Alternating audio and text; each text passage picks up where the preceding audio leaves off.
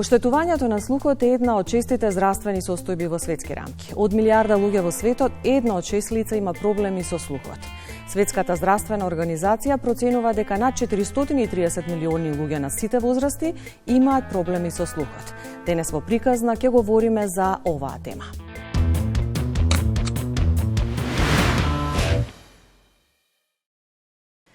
Кажете ми како откривте дека вашето детенце има попреченост со слухот? Моето дете прележа менингит на година и пол, како последица од менингитот од инфекцијата.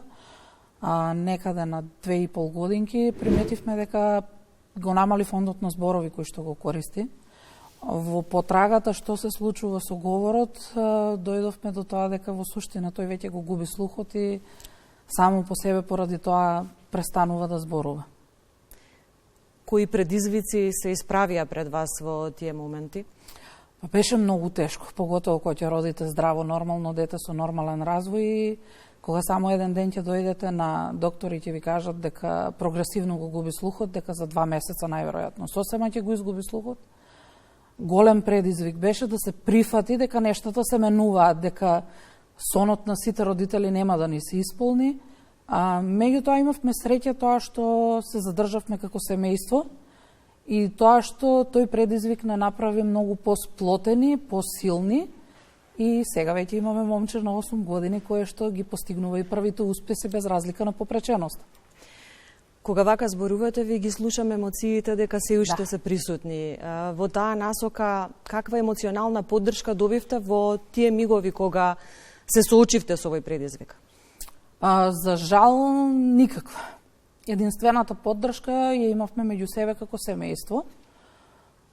Поготово во делот со попреченоста со слухот и она што веднаш ни го кажаа како опција дека ќе треба детето да се имплантира со кохлеар. Немавме никакви познавања, ниту имавме каде да се обратиме за некој да ни појасни. Првиот излез го побаравме на модерните мрежи социјални сега, и оттаму ми се јави едно семејство од Гостивар, кој што момче веќе беше 16 години во тој момент. Ми се јави на телефон и ми кажа дека е имплантиран, дека веќе зборува, дека функционира и тоа беше првото светло на крајот на тунелот и до ден денес, веќе после 5 години од имплантацијата на нашето дете, секој кризен емоционален момент и јас имам потреба да го слушнам Христијан. Верувам дека не е само Христијан единствен и верувам дека сега имате изградено некоја заедница во која што комуницирате. Па кои ресурси ви стојат на располагање кога еве сакате да споделите и со некој друг искуство како што го имавте вие? Така. Па во тој момент, бидејќи немаше ништо, првото нешто што јас како родител си го зацртав е дека мора да направиме заедница за да не се најдат и други луѓе како нас пред зид. Формиравме здружение. Во Македонија вкупно има имплантирано 152 дечиња, што во суштина за една држава е многу мала бројка и поради тоа тешко се наоѓавме. Меѓутоа, за наша среќа сега веќе како некаква изградена заедница, ние се нарекуваме себе си кохлеарно семејство. Комуницираме меѓу себе и сме си многу голема поддршка меѓусебна и ние родителите, меѓутоа и децата веќе растат, се во пубертет, се соочуваат со други емоции за нив тешки, комуницираат меѓу себе и сето тоа веќе почнува да функционира. Меѓутоа, далечината за тоа што се насекаде низ Македонија си има свој дел, па се трудиме барем 2 пати во годината да им одржиме средби на кои што ќе го одржуваат тој физички контакт меѓу себе децата. Со оглед на тоа дека веќе имате некоја заедница во таа насока, споменавте дека низ Македонија е малку потешко да се најдат луѓе кои што ќе користат, кои што го познаваат знаковниот јазик. Во Скопје е малку поедноставно. Што недостасува во таа насока? Многу недостасува тоа што децата се имплантираат, меѓутоа развојот на говор оди многу потешко и целокупната комуникација на почетокот оди гестовно, што наидува на препреки во раниот детски развој, во нивното инклудирање во градинките. Наидуваме на препрека и во образовниот систем. Сега, како што знаеме, инклузијата е тотална, сите деца се вклучуваат во редовно образование. Овие дечиња и тој фонд на зборови кои што го имаат формирано е многу оскуден и е многу тешко да се носат со предизвиците на образованието. Колку во таа насока имате разбирање од луѓето кои што работат во училиштето? Како реагираат тие кога им кажавте дека вашето дете има ваков тип на попреченост? Морам да кажам дека на почеток наидуваме на еден голем ѕид заради тоа што целата ситуација со инклузијата е многу нова и за наставниците и за службите, не знаат со што ќе се соочат, не им е позната проблематиката. При тоа поготово кај нас има еден момент што многу влијае заради тоа што самите процесори кои што ги носат децата чинат околу по 10.000 евра и тоа е голема одговорност за самите наставници. Меѓутоа, кога ќе видат дека тоа се деца со сетилно нарушување, дека немаат никакви други проблеми, дека многу лесно се инклудираат со другите дечиња, функционираат, ги надминуваме тие моменти, па после доаѓаме до уште еден бран кога преминуваат во предметна настава, значи секое ново соочување во нова средина реално има бариери. Реално заради тоа што луѓето немаат познавања и многу интересно тоа што кога ќе кажеме на прво дека тоа е решение за глувост, не се сигурни дали се децата глуви или слушаат. Не им е јасно едноставно што е кохлеарот. Колку институциите имаат разбирање, колку се отворени за да пристапат или да ви овозможат вие да пристапите кон нив, да ве сослушаат, да направат промени? Многу е различно и многу индивидуално. Реално не е институција, туку е човекот кој што стои пред институцијата. Во изминатиот период од кога го имаме Сдруженијето, направивме придвижување во делот на помагалата. Меѓутоа морам да напоменам дека реално доаѓаме до резултати таму каде што јас како што милувам да кажам, има некој кој што го има истото камче во чевелот нас што не жулја, па за да свати со што се соочуваме. Тежок е патот, мако трпење, наидуваме на многу различни луѓе, меѓутоа не се откажуваме. Децата напредуваат одлично и самото тоа ни носи поголема желба за да напредуваме повеќе. Предпоставувам се соочувате и со предрасуди, иако, например, да се носи наочари за гледање не е никаков проблем. Што е во таа насока најголемиот предизвик? Да, делот со предрасудите е многу интересен за нас како тема, заради тоа што двете основни сетила се слухот и видот. Во нашето општество очилата се општо прифатени, дури се како моден додаток во последно време, дури луѓе кои што немаат проблем со вид ги носат. Од друга страна, кога ќе се види апаратче задушно и најмало да е, кога ќе се примети, има реакции, што само по себе пак има и многу негативен одзив кај самите корисници. Се срамат да ги носат и не ги носат. За нив е поприфатливо и по 10 пати да препрашаат те молам повтори, отколку да го стават апаратот. Моментално сме насочени кон тој дел еден кампањски како здружение, за да кажеме дека тоа е само едно помагало и дека не е ништо ни страмно, ни страшно за да се носи.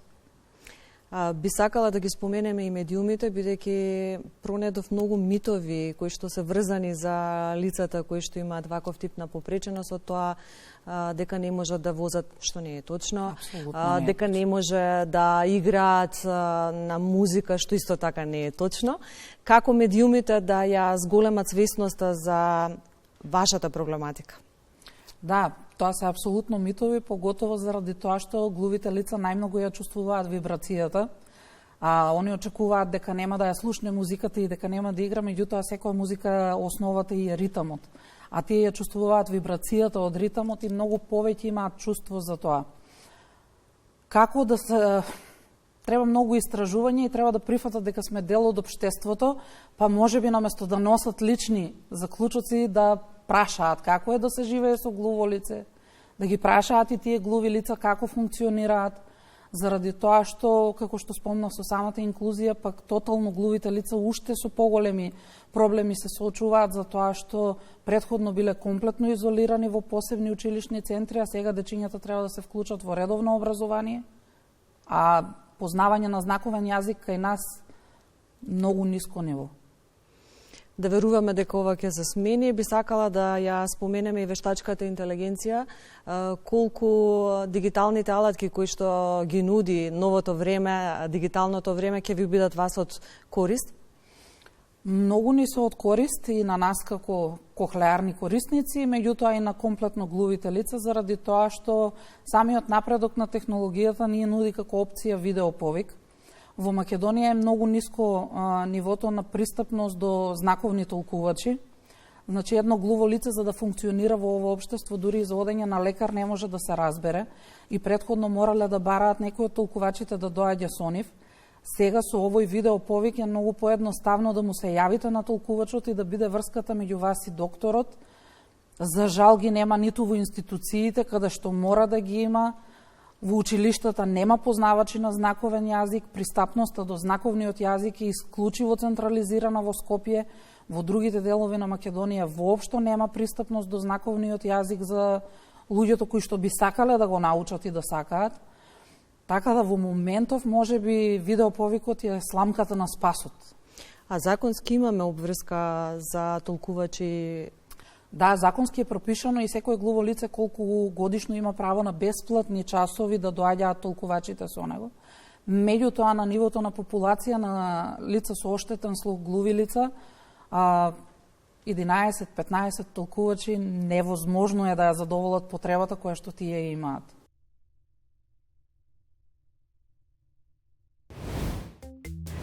Може би мислите дека губењето на слухот е проблем само на повозрасните лица, но според податоците на Светската здравствена организација, 50% од луѓето на возраст помеѓу 13 и 35 години се изложени на ризик да развијат губење на слухот поради рекреативна бучава.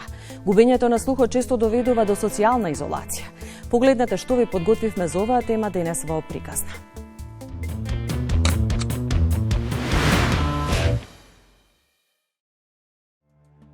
Подоштетен слух се подразбира намалена или потполно изгубена способност за слушање. Начинот на функционирање на лицата со оштетен слух зависи од степенот на оштетеност на слухот и степенот на развиеност на вербалниот говор.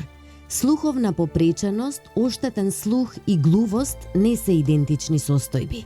Глувите лица го користат видот за комуникација.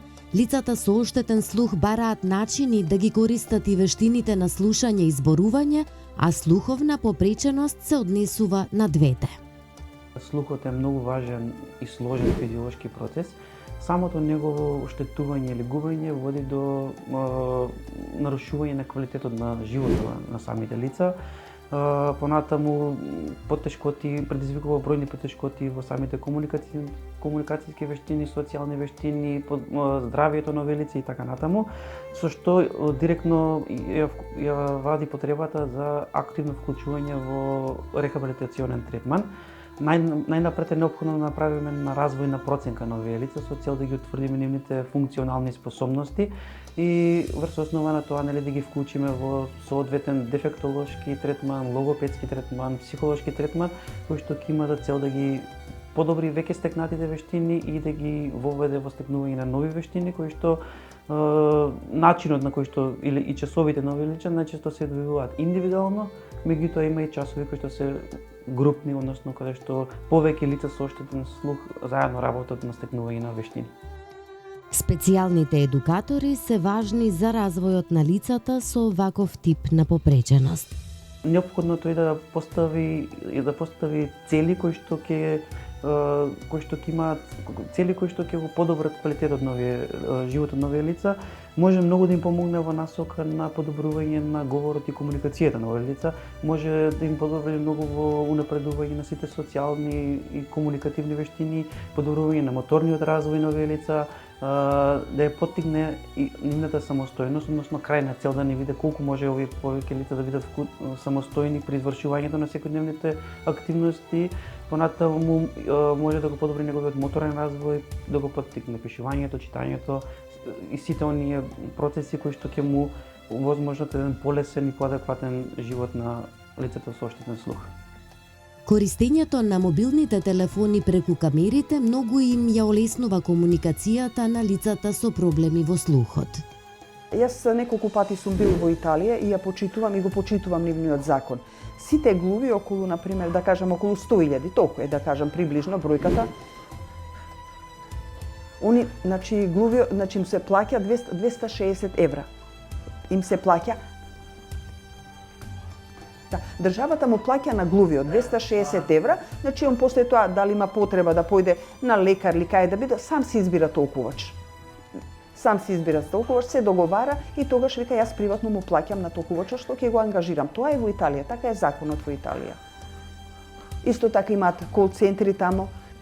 Во светот има околу 72 милиони глуви, од кои повеќе од 80% живеат во земјите во развој.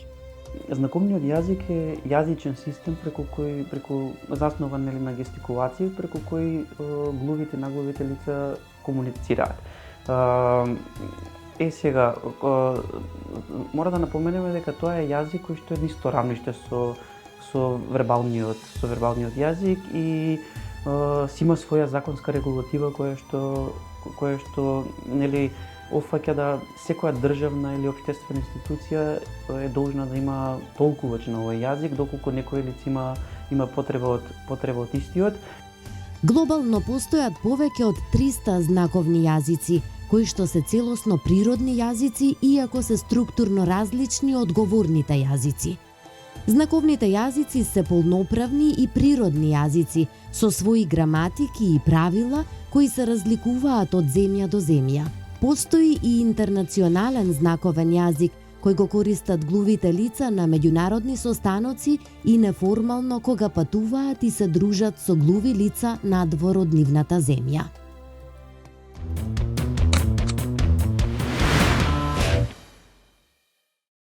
Мојот одговор би бил дека е лесно да се совлада македонскиот знаковен јазик, од причина што покрај луѓето што го користат знаковниот јазик со цел да се олеснат комуникацијата со своите родители, можеби со своите браќа, сестри, луѓето знаковниот јазик го учат од интерес затоа што можеби се соочиле со некој глув колега, пријател, комшија и едноставно имаат силна желба и љубов за да го научат знаковниот јазик.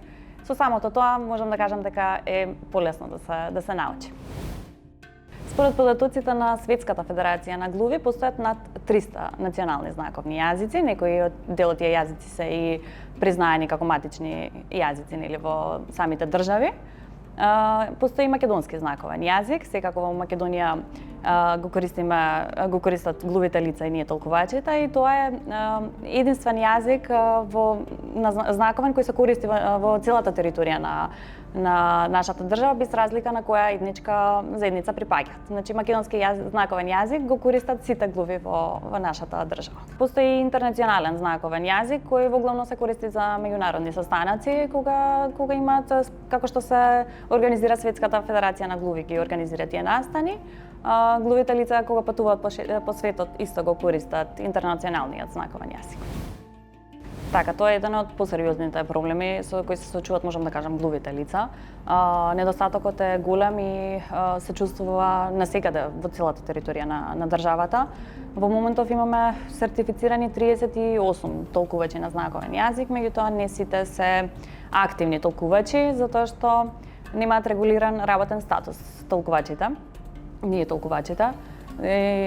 Тоа е проблем, системски проблем можам да кажам и затоа не се произведуваат. Едноставно нема мотивација да им се даде на толкувачите да станат сертифицирани толкувачи на македонски знаковен јазик заради работниот статус. Сите толкувачи веќе работат некоја друга работа, нели за екзистенција, а толкувањето им е настрана кога се во можност. Линкот помеѓу глувото лице и институциите, линкот помеѓу глувото лице и слушните лица се секогаш толкувачите. Нас не контактираат преку видеокол. Знаеме сега со социјалните мрежи дека е многу олеснителна околност за сите нив. Меѓутоа не е тоа доволно затоа што како што напоменав, тоа сме премногу малку толкувачи сме и едноставно не можеме да ги обслужиме сите глуви лица, која бројката може би над 4000 глуви зборам лица кои го користат знаковниот јазик. Се соочуваме и со такав проблем, на знаковниот јазик во Македонија не е стандардизиран и тоа е навистина нешто што треба час поскоро да се фатат за работа, ако можам да кажам, научните институции заедно со Сојузот на глуви, заедно со глувите лица, никако да не се изостават. Тоа навистина ме загрижува. Се надевам дека нема да ги изостават глувите лица, затоа што глувите лица тоа им е нивниот мајчин јазик и најдобро знаат, нели си ги знаат знаците, да кажем.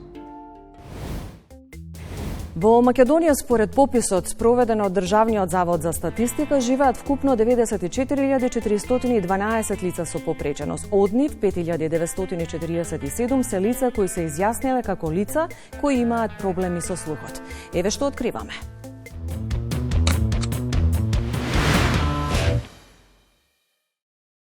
Јас сум роден глув и сум израснат како глув. Сега имам 55 години, на 55 годишна сум возраст, значи сум роден, уште еднаш повторувам да кажам дека сум глув. Имам доста проблеми како глуво лице. За време на поранешна Југославија, сакаш да каже дека за глувите лица имало бил подобар животот, многу се помагало во областа на работата, значи за социјалата сака да каже дека многу им помага. По распаѓање на Југославија, значи откако се самостои Македонија, до сега навистина ништо не се превземало за глувите лица и доста има проблеми. Значи најголемиот проблемот е со толкувачите.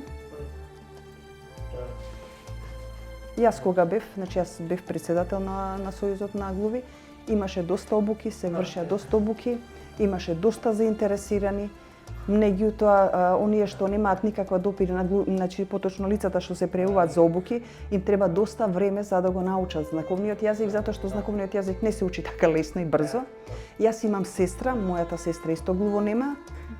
Јас имам ќерка и син, они слушаат. Јас воопшто никако не сум ги учел како да, значи они тоа го превземале од мене. Да самите, значи како што сме комуницирале интерно дома со мојата собрика, они значи сите секој збор го фаќале и си го така и почнале да го толкуваат и затолкуваат заедно со нас. Во Македонија глувите лица за комуникација го користат македонскиот знаковен јазик. Македонската знаковна азбука може да биде изведена со една или со две раце. Движење на главата, фацијална експресија, движење на устата и со движење на телото. Азбуката се состои од 31 знак, што е еднакво на 31 глас во македонскиот јазик. Најголемиот проблем, значи проблемот е што толкувачите не се плаќаат од страна на институции или каде да нели помогнат на глувото лице што треба да биде платен. Јас кога бев председател, ние имаме закон. Законот за знаковен јазик е донесен во 2009 година и има закон, постои закон. Каде што треба и да се плаќа. Внатре има 30 часа, значи за приватно, тоа е, сакам да кажам, например, јас, што е тоа? Например, тоа е вика, ако имам јас потреба нешто, моја лична потреба да се сретнам со некаде, со некого, без разлика што и да е, моја работа, приватна работа што и да е, би сакал да се сретнам и толкувачот треба да го платам, јас лично да го платам, меѓутоа, ако треба да му се помогне на глувото лице надвор некаде, тогаш институцијата треба да го плати толкувачот. Неколку пати сме обраќал, на 100 пати сум се обраќал во Министерството за труд, меѓутоа они нема разбирање за ова, нити слух за ова. Во земјава има околу 7000 глуви и наглуви лица, 38 сертифицирани толкувачи, од кои најголем дел се во Скопје. Инклузивноста на најмалите со ваква попреченост честопати тешко се реализира. За жал нема доволно услови, не ни е приспособен системот. Зборам за целата територија на нашата држава, на глувите деца им иде многу тешко комуникацијата, например. Глувите се само со скрстени раце, да не им се одзима правото на глувото дете, значи да го користи неговиот мајчин јазик. Луѓето често имаат предрасуди кон глувите лица, поради слабо развиениот говор, ограничениот фонд на зборови кои ги користат и неможноста да се воспостави лесна комуникација. Но глувоста не значи дека човек нема капацитет да научи. Секако дека е потребно да се подигне свеста во нашето општество, пред се во институциите, затоа што јас како глув човек не можам да пристапам до било која институција без толкувач. Навистина да се фатиме за работа и да не апелираме еве до медиумите, до интернет порталите да обезбедат повеќе информации што од политички настани, од здравствени информации важни за животот на глувото лице и така натаму. Ние глувите навистина не можеме да посетуваме многу културни настани, единствено што можеме е да отидеме на кино и да навиваме на некоја фудбалска утакмица. Тоа е се. Ние сами почнавме да бараме финансии за да организираме турнири и спортски активности, затоа што спортот за глувите лица е навистина важен и така можат на некој начин да се истакнат и да покажеме дека можеме заедно со слушните лица да бидеме рамо до рамо на секој спортски надпревар, дека можеме заедно да меѓу себе да се надпреваруваме. Продолживме да работиме, меѓутоа без финансии и тоа ни создава навистина голем проблем. Треба да се обраќаме од институција до институција и за жал не идуваме на многу затворени врати. Некогаш ни се отвараат, но често и ни се затвараат. Во Македонија од 2009 година постои закон за употреба на знаковниот јазик. Согласно со одредбите од овој закон, глувите и наглувите лица можат да го остварат правото на толкување од говорен јазик на знаковен јазик и обратно, но најмногу до 30 часа годишно. Со години откако е донесен, значи до сега воопшто нема никакви промени направени во законот. Све е исто останато. Мислам дека доста промени треба да истрпи законот. Најголемиот проблем кај глувите лица е толкувачот. Значи глувите лица без толкувач не можат никаде да појдат.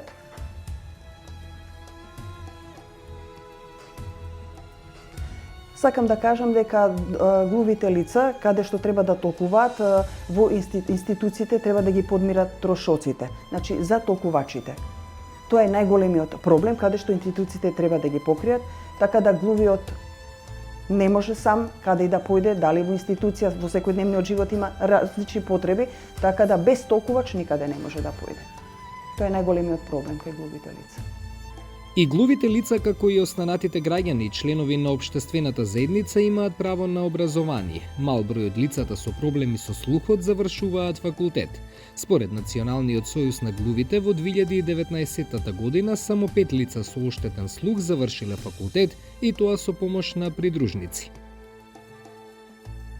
Купната бројка околу 4500, значи тоа се глуви и наглуви, околу 2500, поточно сезон тотално глуви 4500, 2500 се наглуви. Така. Има значи околу 4500 тие се. Вкупната бројка што располагаме е околу 7000 глуви и наглуви вкупната бројка. Имаме од таа бројка некаде од цела Македонија зборам околу 100 до 150 деца. Толку со таа бројка располагаме. Раното откривање на оштетувањето на слухот кај децата и обезбедување пристап до знаковен јазик во раното детство е многу важно за развојот на глувите деца. Кога зборуваме за децата, тука мора да ги имаме предвид неколку фактори. Тоа е дали оштетувањето или губењето на слухот е вродено или е стекнато во подоцнечниот развој. Понатаму дали пропратно се забележени други дополнителни проблеми во развојот. И сето тоа многу влие врз развојот, врз самиот третман. Раната детекција, односно раното откривање и подоцна сите оние рани интервенциони методи кои се превземаат за овие лица се од круцијално значење за самиот рехабилитационен третман и кога станува збор за децата, многу често има многу дечиња кои што имаат имплантиран кохлеарен имплант, односно имплант кој што ќе им помогне во добивање на таа звучна дразба и понатаму врз основа на сите овие параметри и фактори може многу да го подобри и говорот, и комуникацијата, и сите стекнати вештини. Затоа е неопходно воведување на неонатален скрининг на слухот во нашата држава, кој ќе ги опфати сите новороденчиња, без исклучок. Само така навремено ќе се открие оштетувањето на слухот и ќе може да се започне со интервенција.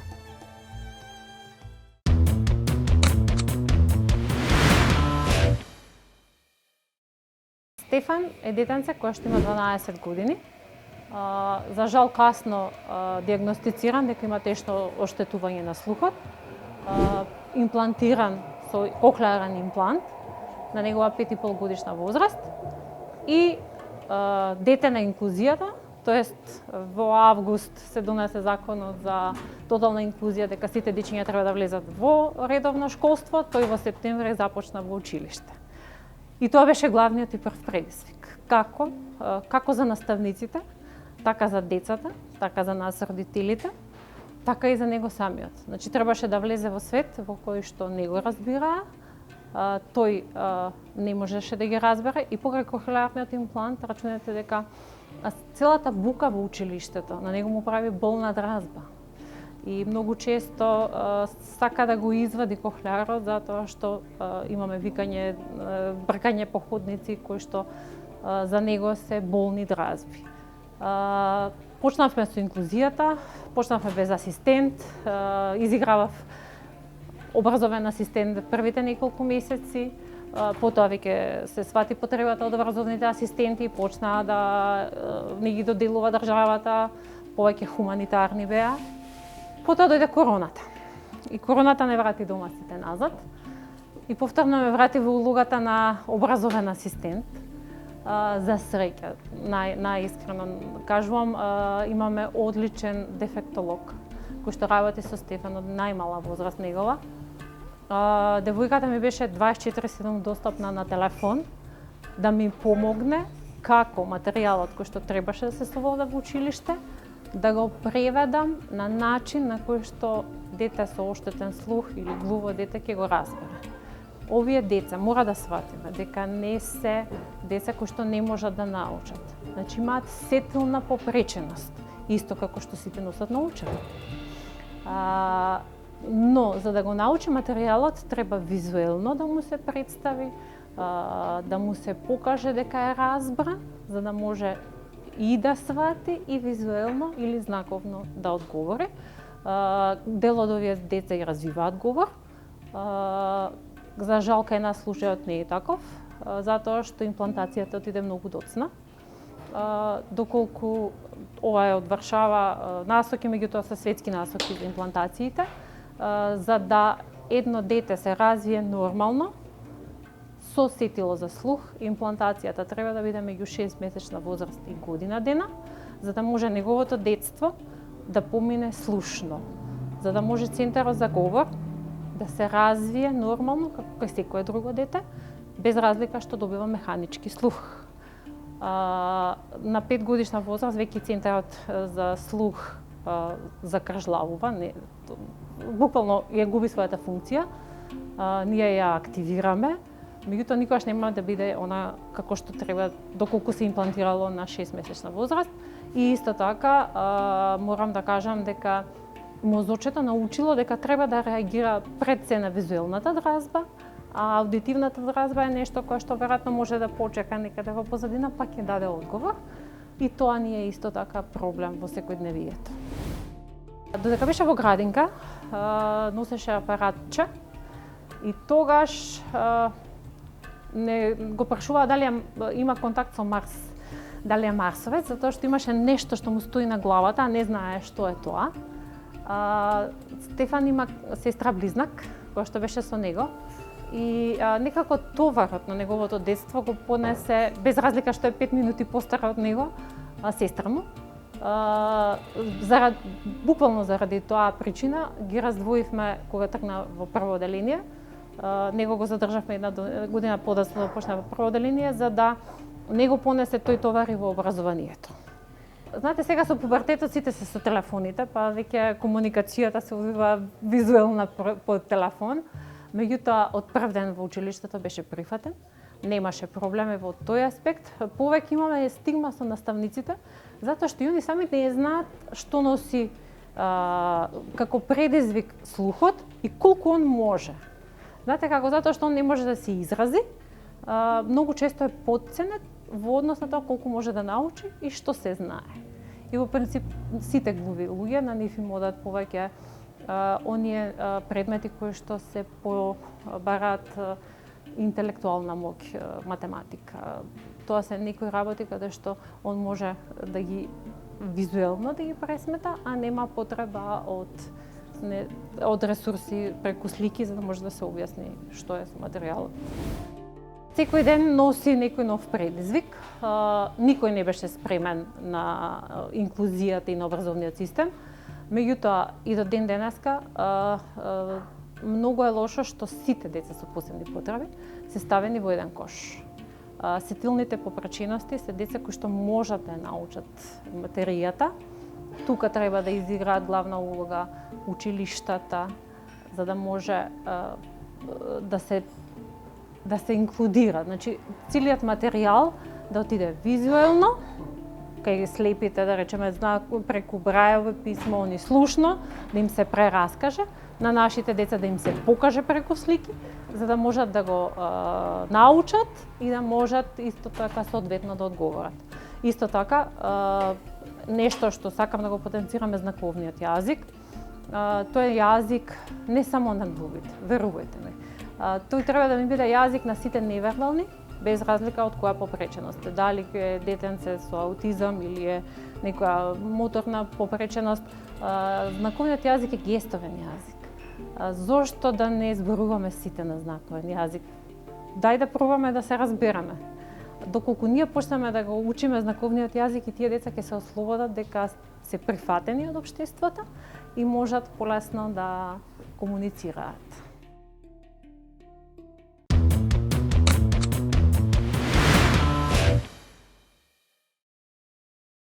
За поголема општествена интеграција на глувите лица во 2020 година објавен беше и првиот речник на македонскиот знаковен јазик. На платформата Раце кои зборуваат има речник со одреден фонд на зборови за секоја буква од азбуката.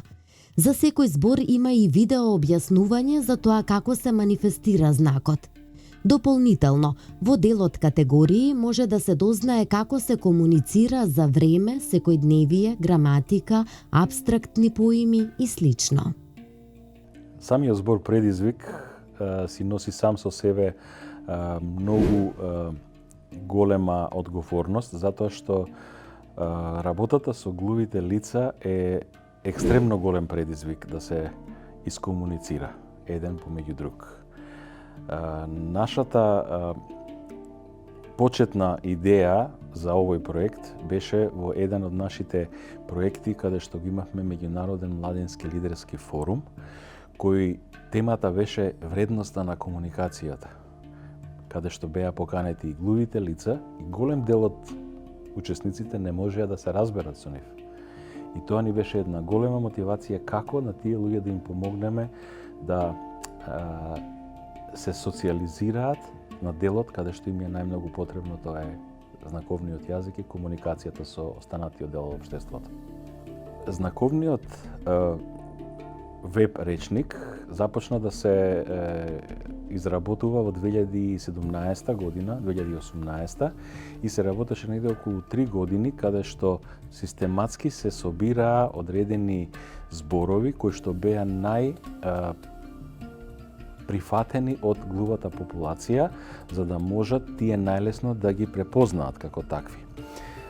Се систематизира во повеќе категории, по азбучен ред, во категории кои што се многу лесно асоциирани на тоа што го употребуваат во секојдневниот живот глувата популација и она што е најбитно, тие самите го создадува тој веб речник. Ние бевме само поттикнувачи како тоа да се реализира, но во секој случај нивната инволвираност беше во голема мера, почнувајќи од самото снимање, па нивното одобрување, па понатака ставањето на веб страницата и така натака, и тоа беше една од големите работи за нив кој што им донесе многу радост во изработката на тој веб речник.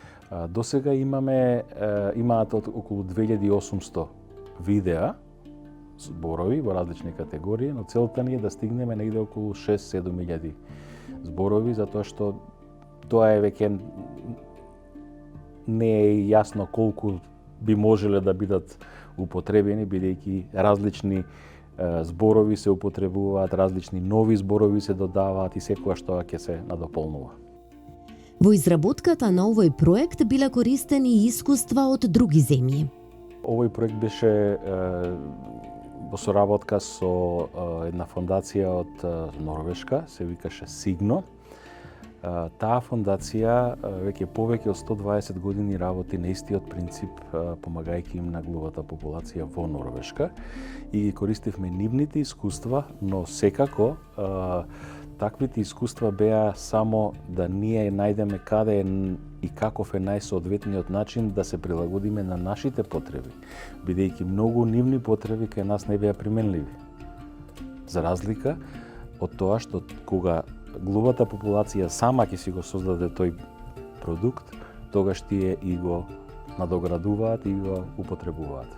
Лицата кои што беа вклучени се дел од членови на Сдруженијето за глуви и наглуви лица Карпуш од Скопје, инаку порано го викаат Тишина како здружение и имаат негде околу 100-120 членови. Тие самите, кога ќе дојдат на состанок овде, прво дискутираат дали одреден знак тој е соодветен или дали така се употребува меѓу тие глуви. Кога ќе го усвојат тој знак, тие пристапуваат кон снимање и ставање или давање на комисија која што е составена од четворица глуви и еден толкувач, за да можат да го усвојат тој знак кој што после тоа ќе се стави на веб страницата. Васко Марков е председател на Сдруженијето на глуви и наглуви лица Карпош и ни објасни што значи проектот за овие лица. Многу сум задоволен и многу е важно тој да речем да постои. Исто и лицата кои што слушаат можат многу лесно да научат од него.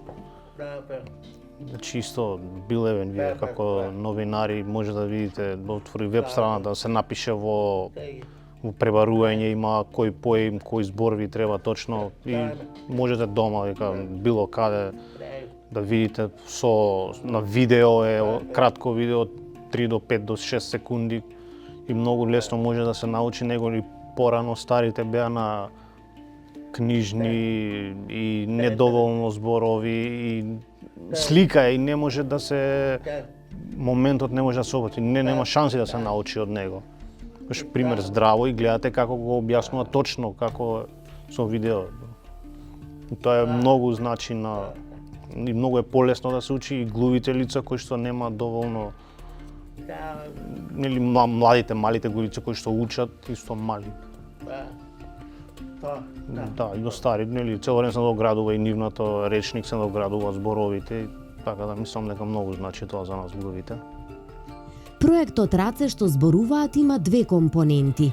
Едната е веб-речникот на знаковниот јазик, а втората е како глувите лица да бидат ангажирани во секојдневието. Вториот дел од таа компонента на Раце што зборуваат ја нарековме 5 на ден. Тој концепт 5 на ден се однесува на промоција и доставување на кошнички со свежо овошје и зеленчук до компаниите, со тоа што концептот е секој вработен и секој човек да може барем да јаде 5 различни овошки на ден. На тој начин се добива добро здравје, квалитетен работник за вработените, за вработувачите, а од друга страна па и тие кои што сакаат да го заменат кафето, ќе биде многу подобро наместо кафе да јадат здрава храна. Они веќе ги порачуваат секоја недела по 10 корпи низ различни компании низ Скопје, бидејќи се уште тука се лимитирани сите работи, бидејќи малку е поспецифична работа, овошјето мора да биде и зеленчукот свежо, не можеме да ги дистрибуираме надвор, но целта ни е, доколку се развие понатака, да сдруженијата во различните градови низ Македонија го применат тој концепт на нивно локално ниво. Тихо Русовски е глуво лице кое работи во проектот Раце што зборуваат 5 на ден. Во проектот сме вклучени претежно глуви лица и нормално некои слушни лица кои што ја водат комуникацијата меѓу фирмите и нашата фирма. И компаниите, претежно работиме со компании кои што преку имејл контактира најчесто и тука се добиваат, праќаат понуди, имаме веб страна и тука се се прават тие договор за соработка. И нормално нели добиваме потреба од некоја фирма, има потреба од овошје, дали 5 кила, 6 кила, 7 кила. И во неа пакуваме минимум 5 разни видови на овошја, која што ние са бајле ја купуваме, ја спремаме, ја сортираме ние глувите лица, исто ја пакуваме во кутија со фолија.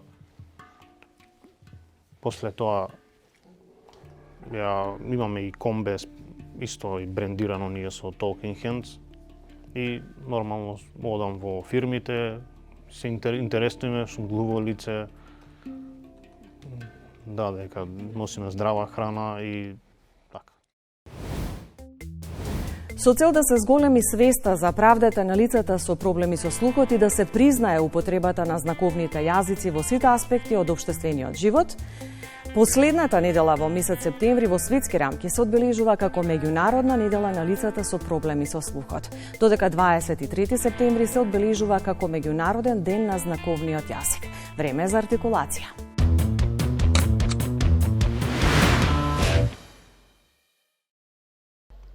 Обединетите нации кон крајот на 2017 година го прогласија 23 септември за меѓународен ден на знаковниот јазик.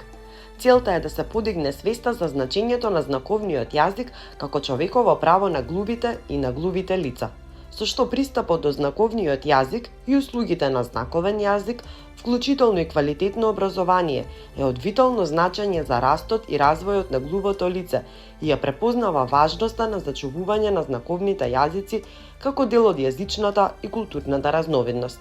Минатата година македонски актери ја направија првата представа во југоисточна Европа на знаковен јазик за возрастни.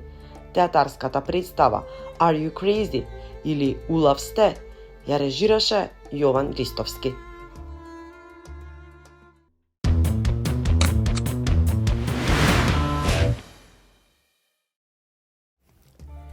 Глувите и наглувите лица не може да возат автомобил. Ова е неточно. Глувите и наглувите лица може да возат автомобил. За разлика од слушните, глувите и наглувите лица имаат проблем со сирената. Доколку некој свирне, тие не може да реагираат, односно звукот не допира до нив, но ја следат ситуацијата преку ретровизорите, односно огледалата. Наместо сирената сигнал за овие лица се трепкачите и светлата. Глувите лица во Македонија согласно законот имаат право да полагаат за возачка дозвола од Б категорија, но немаат право да полагаат за возачка категорија за категорија С за камиони и поголеми возила. Од друга страна, ова не е случај во поразвиените европски и светски земји. Тамо глувите лица возат камиони, па дури и професионално работат како возачи во компании. Во оваа приказна се обидовме да ви ги доближиме предизвиците и информациите со кои се соочени лицата кои имаат проблеми со слухот, да ги разбереме и да ги прифатиме. Довидување!